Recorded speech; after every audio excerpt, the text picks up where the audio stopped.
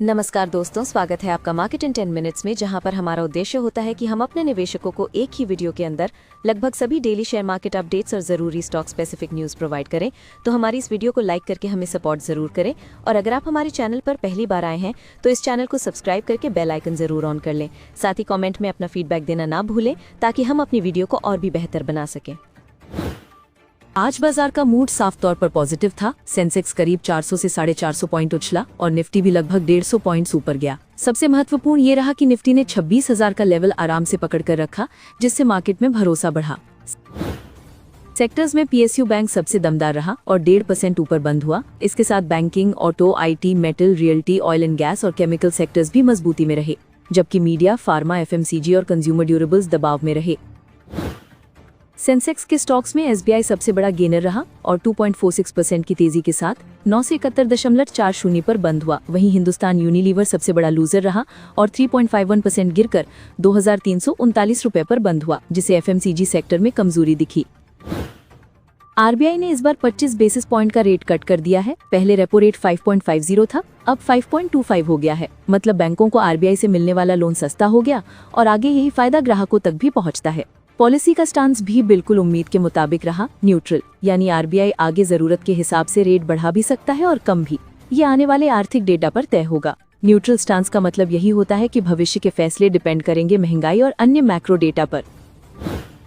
महंगाई यानी इन्फ्लेशन के फोरकास्टिंग में आरबीआई ने बड़ा बदलाव किया है। अक्टूबर की तुलना में इस बार सभी क्वार्टर्स के अनुमानित महंगाई को नीचे कर दिया गया। क्वार्टर 3 का अनुमान घटाकर 6 किया, क्वार्टर 4 को 2.9 तक नीचे लाया और पूरे वित्त वर्ष का एवरेज भी 2.6 से घटाकर 2 कर दिया। ठीक इसी तरह जीडीपी फोरकास्ट को बढ़ा दिया गया है। क्वार्टर 3 का अनुमान 6.4 से बढ़ाकर 7 कर दिया गया, क्वार्टर 4 का अनुमान 6.2 से बढ़ाकर 6.5 कर दिया गया और पूरे वित्त वर्ष 2026 के लिए जीडीपी ग्रोथ को 6.8 से बढ़ाकर 7.3 कर दिया गया। इन्फ्लेशन गिर रही है और जीडीपी ऊपर जारी है, इसे रेयर गोल्डीलॉक्स पीरियड कहा जाता है। ऐसा माहौल बहुत कम देखने को मिलता है, जहां ग्रोथ भी मजबूत हो और महंगाई भी नीचे हो। आरबीआई इस रेयर गोल्डीलॉक्स पीरियड को बनाए रखना चाहता है, इसलिए उसने रेट कट भी किया और लिक्विडिटी भी बढ़ाई। बाजार में लिक्विडिटी डालने के लिए आरबीआई दिसंबर में 1 लाख करोड़ रुपए का ओपन मार्केट ऑपरेशन करने वाला है। इसमें आरबीआई बैंकों से सरकारी बॉन्ड खरीदेगा और उसके बदले बैंकिंग सिस्टम में सीधा पैसा आ जाएगा। इससे बैंकों को बड़ी मात्रा में फंडिंग मिलती है, जिससे लोन देने की क्षमता बढ़ती है। फॉरेक्स रिजर्व्स की बात करें तो आरबीआई ने बताया कि देश के पास लगभग $686 बिलियन का रिजर्व है, जो 11 महीने के इंपोर्ट कवर के लिए काफी है। यानी भारत के पास विदेशी सामान खरीदने के लिए मजबूत बैकअप मौजूद है। रुपए की गिरावट पर प्रेस कॉन्फ्रेंस में आरबीआई ने कहा कि वॉलेटिलिटी नॉर्मल है, कभी 84 से 88 फिर 90, इस तरह के उतार चढ़ाव पहले भी होते आए हैं। इसलिए आरबीआई ने इस मूवमेंट को लेकर कोई बहुत बड़ी चिंता नहीं जताई। डॉलर रुपए के मुद्दे पर भी आरबीआई ने $5 बिलियन का 3 साल का USD INR buy sell swap announce किया है। जैसे ही ये ऐलान हुआ, रुपया थोड़ा और कमजोर होकर करीब 13 पैसे नीचे चला गया। इससे भी साफ दिखा कि आरबीआई गिरते रुपए को लेकर किसी तरह की घबराहट नहीं दिखा रहा। बैंक इंडेक्स और फाइनेंशियल सर्विसेज इंडेक्स में अच्छी तेजी आई, क्योंकि सस्ते लोन और ज्यादा लिक्विडिटी का सीधा फायदा सबसे पहले बैंकों और एनबीएफसीज को मिलता है। बैंकिंग के खुश होने का असर सीधे पूरे मार्केट पर भी देखने को मिला। एक्सपर्ट्स का कहना है कि आरबीआई की इस रेट कट से शॉर्ट टर्म में इन 5 स्टॉक्स के लिए तेजी का माहौल बना सकता है। बजाज ऑटो सितंबर 2025 से कंसोलिडेशन में है। अगर भाव 9,110 और 9,250 के ऊपर निकलते हैं तो इसमें 9,400 से 9,650 तक तेजी संभव है। स्टॉक के लिए 8,780 पर मजबूत सपोर्ट और यही स्टॉप लॉस माना गया है। इंडसइंड बैंक 30 ईएमए के ऊपर मजबूती से ट्रेड कर रहा है और 827 से 873 के रेंज में है। यदि स्टॉक 873 के ऊपर निकलता है तो 907 और 940 तक की तेजी देखने को मिल सकती है। नीचे 840 सपोर्ट है और यही स्टॉप लॉस रखने की सलाह दी गई है। एक्सिस बैंक लगातार अप ट्रेंड में है और 1200 के ऊपर मजबूती बनाए हुए है, जबकि आरएसआई 68 पर है, जो स्ट्रेंथ दिखाता है। एक्सपर्ट्स के अनुसार करेक्शन खत्म हो चुका है और अब 1367 का टारगेट संभव है। स्टॉप लॉस 1233 का रखें। टीवीएस मोटर्स अवतार चार्ट पर मजबूत अप ट्रेंड में है और 12 वीक ईएमए के ऊपर ट्रेड कर रहा है। आरएसआई 60 के ऊपर है, जिससे स्टॉक में खरीदारी का इंटरेस्ट दिख रहा है। एक्सपर्ट्स ने 4010 का लक्ष्य और 3515 का स्टॉप लॉस दिया है। बजाज फाइनेंस हाल के निचले स्तरों से रिकवर होकर 21 ईएमए के ऊपर टिक गया है और आरएसआई मोमेंटम मजबूत बता रहा है। छोटी अवधि में ये स्टॉक 1150 तक जा सकता है, जिसके लिए 1018 का स्टॉप लॉस सुझाया गया है। पाक मेडीवर्ल्ड का आईपीओ खुल चुका है और कंपनी 10 से 12 दिसंबर के बीच निवेशकों से फंड जुटा रही है। प्राइस बैंड 154 से 162 रुपए रखा गया है और रिटेल निवेशक एक लॉट से आवेदन कर सकते हैं, जिसमें 770 करोड़ रुपए नए शेयरों का इशू है और प्रमोटर 150 करोड़ रुपए का ओएफएस लेकर आए हैं। पाक मेडीवर्ल्ड इस समय उत्तर भारत में 14 मल्टी सुपर स्पेशलिटी अस्पताल चलाती है और सितंबर 2025 में उसके मुनाफे व राजस्व दोनों में मजबूत बढ़त देखी गई है। अगर आईपीओ सफल रहा तो कंपनी का अनुमानित मार्केट कैप लगभग 7,000 करोड़ रुपए के आसपास होगा। पीटीसी इंडस्ट्रीज की सब्सिडरी एरोलॉय टेक्नोलॉजीज ने हनीवेल एरोस्पेस के साथ long term supply agreement sign किया है, जिसके तहत वो टाइटेनियम और सुपर अलॉय से बने high integrity aerospace part supply करेगी। एरोलॉय ये कंपोनेंट्स अपने यूपी स्थित स्ट्रेटेजिक मैन्युफैक्चरिंग टेक्नोलॉजी सेंटर में पूरी तरह इंटीग्रेटेड प्रोसेस के जरिए बनाएगी।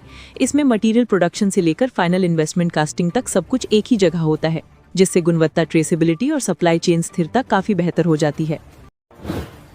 भारत और रूस ने अगले 5 साल के लिए एक मजबूत आर्थिक रोड मैप तैयार किया है, जिसमें लक्ष्य है कि दोनों देशों के बीच सालाना व्यापार को बढ़ाकर 100 अरब डॉलर तक ले जाया जाए।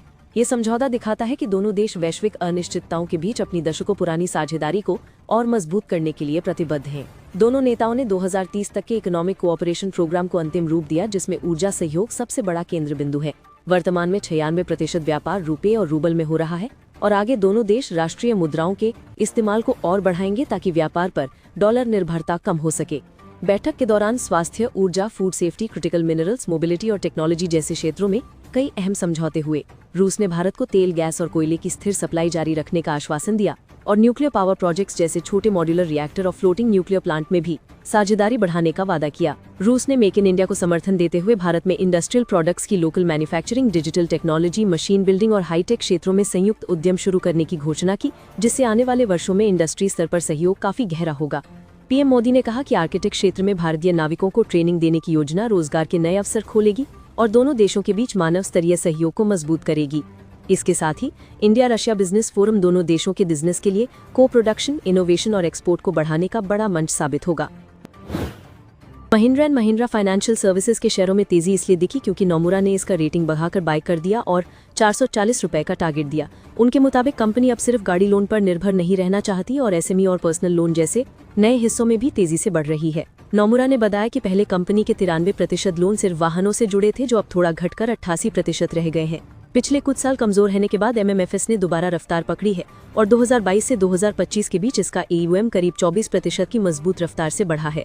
मैनेजमेंट आने वाले वर्षों में एसएमई, मॉर्गेज और ट्रैक्टर और कमर्शियल व्हीकल लोन को बढ़ाने पर जोर दे रहा है। कंपनी का लक्ष्य है कि उसका पूरा लोन पोर्टफोलियो अगले 5 साल में हर साल 18 से 20% की रफ्तार से बढ़े और साथ ही आरओए और आरओई को भी और मजबूत किया जाए। आईओएल केमिकल्स एंड फार्मास्यूटिकल्स को यूरोपीय मेडिकल रेगुलेटर EDQM से मिनॉक्सिडिल एपीआई के लिए मंजूरी मिली है, जिससे अब कंपनी इस प्रोडक्ट को यूरोप सहित कई इंटरनेशनल मार्केट में आसानी से बेच सकती है। मिनॉक्सिडिल बाल झड़ने के इलाज में दुनिया भर में इस्तेमाल होने वाला एक बहुत लोकप्रिय एपीआई है। ये मंजूरी कंपनी के लिए इसलिए महत्वपूर्ण है क्योंकि ये दिखाता है कि उनकी मैन्युफैक्चरिंग और क्वालिटी यूरोपीय मानकों पर खरी उतरती है। इसके साथ ही आईओएल केमिकल्स अब हाई वैल्यू एपीआईज पर ज्यादा फोकस करके विदेशी बाजारों में अपनी हिस्सेदारी बढ़ाना चाहती है। CoinDCX की 2025 रिपोर्ट के मुताबिक भारत में लोग अब क्रिप्टो को सिर्फ एक जुआ या सिंगल कॉइन निवेश की जगह एक लंबे समय की रणनीति के रूप में देखने लगे हैं। पहले लोग सिर्फ 1 या 2 टोकन रखते थे, लेकिन अब औसतन भारतीय निवेशक 5 अलग-अलग टोकन होल्ड कर रहे हैं। रिपोर्ट बताती है कि निवेश का बड़ा हिस्सा लेयर 1 ब्लॉकचेन प्रोजेक्ट्स में जा रहा है, जबकि बिटकॉइन दूसरे नंबर पर है। रिपोर्ट में एक बड़ा बदलाव ये भी दिखता है कि देश के टियर 2 और टियर 3 शहरों से क्रिप्टो निवेश तेजी से बढ़ रहा है। लखनऊ जैसे शहर में इथीरियम ट्रेडिंग कई गुना बढ़ी है, जो छोटी जगहों से नई भागीदारी को दिखाती है। सिनियोरिस फार्मास्यूटिकल्स को फिलीपींस के FDA से 10 नई दवाओं के लिए मंजूरी मिली है, जिनका इस्तेमाल हृदय रोग, पर्द और मानसिक स्वास्थ्य से जुड़ी बीमारियों में होता है। ये मंजूरी कंपनी के लिए इसलिए महत्वपूर्ण है क्योंकि फिलीपींस एक तेजी से बढ़ता हेल्थ केयर मार्केट है। श्याम मेटालिक्स एंड एनर्जी ने नवंबर 2025 की बिक्री रिपोर्ट जारी की, जिसमें कई उत्पादों की बिक्री और कीमतें साल दर साल बढ़ी हुई दिखी। उदाहरण के लिए स्टेनलेस स्टील की बिक्री पिछले साल के मुकाबले 7.48% बढ़कर 6518 टन हो गई और इसका रियलाइजेशन भी 14% से ज्यादा बढ़ा। कंपनी के पैलेट्स की बिक्री में भी बड़ी छलांग देखी गई, जो पिछले साल के मुकाबले 131% बढ़ी। कुछ उत्पादों जैसे एल्यूमिनियम फॉयल में वॉल्यूम थोड़ा घटा है, लेकिन कुल मिलाकर कंपनी की बिक्री का ट्रेंड तेजी की तरफ दिख रहा है। बैंक ऑफ बड़ौदा ने अपनी लेंडिंग दर BRLR को 25 बेसिस पॉइंट घटाकर 7.90% कर दिया है, क्योंकि RBI ने भी अपनी रेपो रेट को 5.50% से घटाकर 5.25% कर दिया है। इसका सीधा फायदा लोन लेने वाले ग्राहकों को मिलेगा, क्योंकि EMI थोड़ी सस्ती हो जाती है। मदरसन और अदानी पोर्ट्स की कंपनी दीघी पोर्ट ने मिलकर महाराष्ट्र के दीघी पोर्ट पर एक नया ऑटोमोबाइल एक्सपोर्ट हब बनाने का समझौता किया है। यह हब हर साल करीब 2 लाख कारों की शिपमेंट संभाल सकेगा, जिससे भारत की ऑटोमोबाइल निर्यात क्षमता और बढ़ेगी। ये port Mumbai Pune auto belt के पास होने के कारण वाहन कंपनियों के लिए एक मजबूत गेटवे साबित होगा। दोनों कंपनियों का कहना है कि इससे लॉजिस्टिक्स की लागत घटेगी, सप्लाई चेन तेज चलेगी और भारत के ऑटोमोबाइल एक्सपोर्ट को अंतर्राष्ट्रीय स्तर पर बढ़ावा मिलेगा। मीशो आईपीओ को मार्केट में जबरदस्त रिस्पांस मिल रहा है और इशू 16 गुना से ज्यादा सब्सक्राइब हो चुका है। सबसे ज्यादा रुचि नॉन इंस्टीट्यूशनल इन्वेस्टर्स ने दिखाई है। आईपीओ का प्राइस बैंड 105 से 111 रुपए रखा है और ग्रे मार्केट में इसके शेयरों पर मजबूत प्रीमियम देखने को मिल रहा है। ओला इलेक्ट्रिक का शेयर लगातार गिर रहा है और अब ये अपने आईपीओ प्राइस से आधे से नीचे आ चुका है। 2025 में स्टॉक करीब 60% टूट गया है, जबकि बाकी ऑटो कंपनियां इस साल शानदार रैली दे रही हैं। इससे साफ दिखता है कि सेक्टर अच्छा होने के बावजूद ओला खुद अपने मुद्दों से जूझ रही है।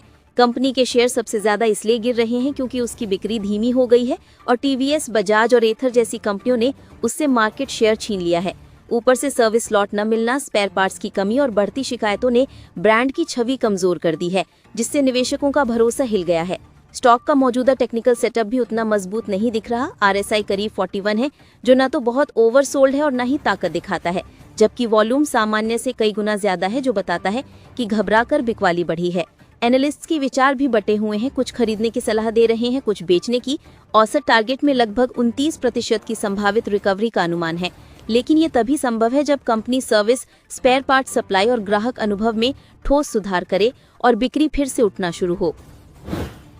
प्रमोटर्स ने सितंबर तिमाही में अनु फार्मा में अपनी हिस्सेदारी बढ़ाई है, जिससे बाजार में कंपनी को लेकर भरोसा मजबूत हुआ है। इस अपडेट के बाद स्टॉक 4% उछलकर 80 रुपए के ऊपर पहुंच गया। हालांकि बीते 1 साल में शेयर अब भी गिरावट में है।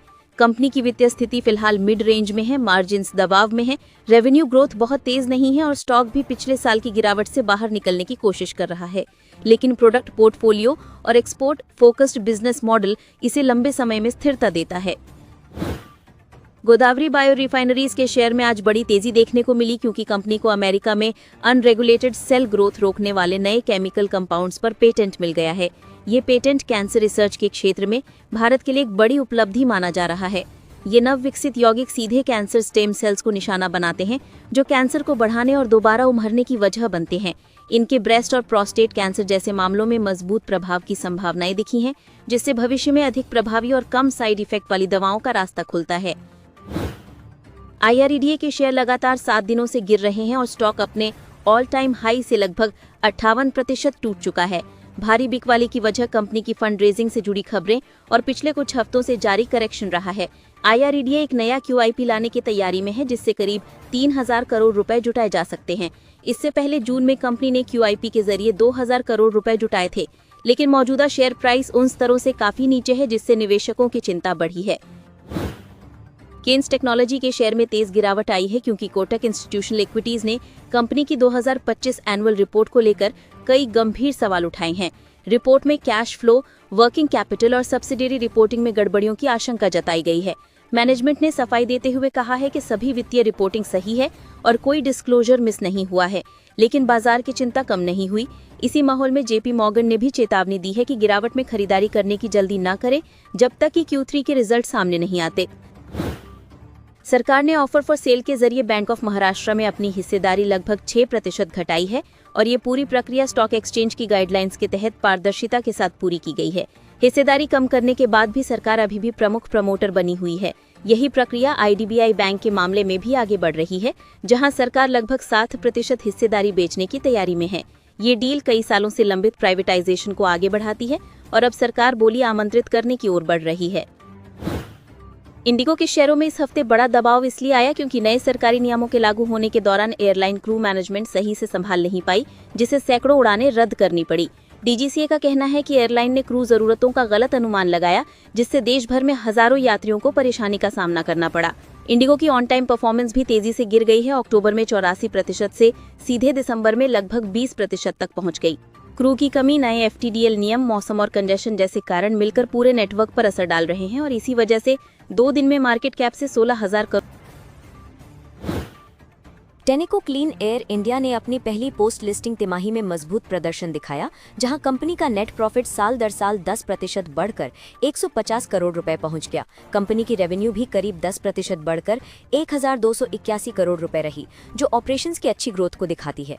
तिमाही में EBITDA मार्जिन स्थिर और मजबूती के साथ बने रहे, जिससे ये साफ है कि कंपनी की कॉस्ट मैनेजमेंट और ऑपरेशनल एफिशिएंसी अच्छी स्थिति में है। हालांकि सीक्वेंशियल आधार पर प्रॉफिट 10% गिरा, लेकिन रेवेन्यू लगभग स्थिर रही, जो एक सामान्य तिमाही उतार चढ़ाव माना जा सकता है। कंपनी ने बताया कि उसके पास कुल 9,840 करोड़ रुपए का लाइफ टाइम ऑर्डर बुक है, जो आने वाले कई सालों के लिए बिजनेस ग्रोथ की मजबूत दृश्यता देता है। इतनी बड़ी ऑर्डर पाइपलाइन ये संकेत देती है कि बड़े ऑटोमोटिव निर्माताओं के साथ कंपनी की पकड़ मजबूत बनी हुई है। फिनो पेमेंट्स बैंक को RBI से स्मॉल फाइनेंस बैंक बनने की मंजूरी मिल गई है और इसी वजह से अगले ट्रेडिंग सत्र में इसके स्टॉक में बढ़िया एक्शन देखने को मिल सकता है। ये भारत का पहला पेमेंट्स बैंक है जिसे स्मॉल फाइनेंस बैंक में बदलने की अनुमति मिली है, इसलिए मार्केट इस खबर को काफी पॉजिटिव तरीके से ले सकता है। इस बदलाव के बाद बैंक अब सिर्फ डिजिटल पेमेंट और सेविंग अकाउंट्स जैसी लिमिटेड सेवाओं तक सीमित नहीं रहेगा, बल्कि लोन और अन्य फुल फ्लेजेड बैंकिंग प्रोडक्ट भी दे सकेगा। कंपनी ने साफ बताया है कि वो अब 3 नए लैंडिंग प्रोडक्ट लॉन्च करने की तैयारी में है, जिसमें 50,000 रुपए से कम के छोटे लोन और MSME सेक्टर के लिए सिक्योर्ड लोन शामिल होंगे। फाइनेंशियल्स की बात करें तो पिछली तिमाही में फिनो पेमेंट्स बैंक का प्रॉफिट 27% से ज्यादा गिरा था, लेकिन नेट इंटरेस्ट इनकम में सालाना आधार पर 43% की मजबूत बढ़त देखने को मिली। ये दिखाता है कि बैंक की कोर अर्निंग कैपेसिटी पहले से बेहतर हो रही है और SFB बनने के बाद इसमें और तेजी आ सकती है। हिंदुस्तान यूनिलीवर ने अपने क्वालिटी वॉल्स आइसक्रीम बिजनेस को कंपनी से अलग कर दिया, यानी एक तरह का स्पिन ऑफ किया है। इसी एडजस्टमेंट की वजह से आज शेयर लगभग 7% नीचे आया है, लेकिन ये कोई सामान्य गिरावट नहीं बल्कि वैल्यू एडजस्टमेंट की वजह से था। इसीलिए ऐसे दिनों में हमेशा एक्स डेट और कॉर्पोरेट एक्शन जरूर चेक करना चाहिए, ताकि गिरावट का असली कारण समझ आए। पार्लियामेंट में आज गिग वर्कर्स को लेकर एक बड़ा मुद्दा उठा है। राघव चड्ढा ने 10 मिनट डिलीवरी मॉडल को क्रूअल और अनह्यूमन बताया और इसे बैन करने की मांग की। अगर ऐसा किसी रूप में लागू हुआ तो क्विक कॉमर्स इंडस्ट्री मुश्किल में आ सकती है, क्योंकि यही उनकी पूरी सर्विस का मुख्य मॉडल है। क्विक कॉमर्स पर इसका सीधा असर जोमेटो के ब्लिंकिट, स्विगी, इंस्टामार्ट और अन्य इसी मॉडल वाली कंपनियों पर पड़ सकता है। इनका पूरा सेटअप डार्क स्टोर्स और अल्ट्रा फास्ट डिलीवरी पर टिका होता है, इसीलिए किसी भी तरह के नियमों में बदलाव से इनके बिजनेस की ग्रोथ पर बड़ा असर पड़ सकता है। सियाट लिमिटेड ने 250 करोड़ रुपए तक के नए NCDs जारी करने की मंजूरी दी है, जिनका इस्तेमाल फंड जुटाने के लिए किया जाएगा। ये NCDs अनसिक्योर्ड होंगे और इनकी मैच्योरिटी 5 साल तक हो सकती है, जबकि ब्याज हर साल दिया जाएगा। कंपनी ने अपनी इंडोनेशिया वाली unit PT SEAT tyres Indonesia में करीब 3800 मिलियन IDR का नया निवेश करने की भी मंजूरी दी है, जिसका इस्तेमाल इक्विटी के रूप में किया जाएगा। ये निवेश कंपनी के एशिया में बढ़ती मौजूदगी को मजबूत करेगा। शुक्रवार को ज़ीरोधा ग्रो और एंजल वन जैसी कई ब्रोकरेज ऐप्स कुछ समय के लिए बंद पड़ी रहीं, क्योंकि क्लाउडफ्लेयर नाम की अमेरिकी इंटरनेट कंपनी में बड़ी टेक्निकल दिक्कत आ गई थी। इस वजह से यूजर्स को लॉगिन और ऑर्डर एग्जीक्यूशन में दिक्कत का सामना करना पड़ा।